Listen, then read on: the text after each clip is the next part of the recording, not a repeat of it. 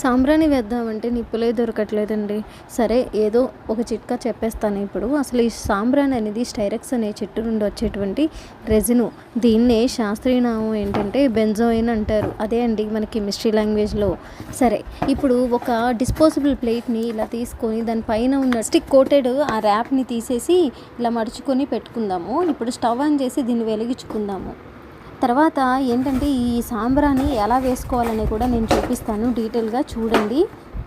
ఈ సాంబ్రాణి వేయటం వల్ల శ్వాస సంబంధ వ్యాధులను అది అరికడుతుంది. ఎందుకంటే అది శ్వాసలో మనం పీల్చుకోవడం వల్ల ఈ శ్వాస అనేది సంబంధ వ్యాధులు కూడా మనకి తగ్గుతూ ఉంటాయి అన్నమాట. ఇలా దీన్ని మడుచుకున్నటువంటి ఈ డిస్పోజబుల్ ప్లేట్ని మనము అంటించుకొని తర్వాత కొంచెం వెలిగిన తర్వాతకి మనము ఆర్పేసుకుంటే సరిపోతుంది. మనకి జస్ట్ మన నిప్పుగా మాత్రమే కావాలి. సో ఇలా చేసుకున్నాం అనమాట. ఇప్పుడు సాంబ్రాణిని మనం తీసుకొని నేను ఆల్రెడీ పౌడర్ చేసుకుని పెట్టుకుంటాను రెడీగా. దాన్ని ఇలాగా నిప్పులు మనం ప్లేట్ని కాలిస్తే వచ్చింది కదా నిప్పులు, దాని మీద వేసుకోవాలన్నమాట.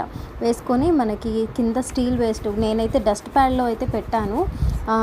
మట్టి మూకుల్లో కానీ ఇట్లా సాంబ్రాణి మనం రెగ్యులర్గా దేనిలో అయితే వేస్తామో దాంట్లో ఈ ప్లేట్ని పెట్టుకుంటే సరిపోతుంది. ఎందుకంటే చాలా వేడి అనేది వస్తుంది కాబట్టి మనకి ఈజీ అయిపోతుంది.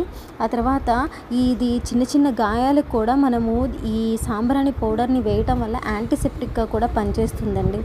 ఆ తర్వాత ఈ ధూపం అనేది వేయటం వల్ల ఇంట్లో పురుగుల్ని చిన్న పురుగుల్ని కానీ దోమలు ఈగలు ఇటువంటివి ఏదైనా సరే మనం నివారించడంలోనే మనకి ఉపయోగపడుతుంది.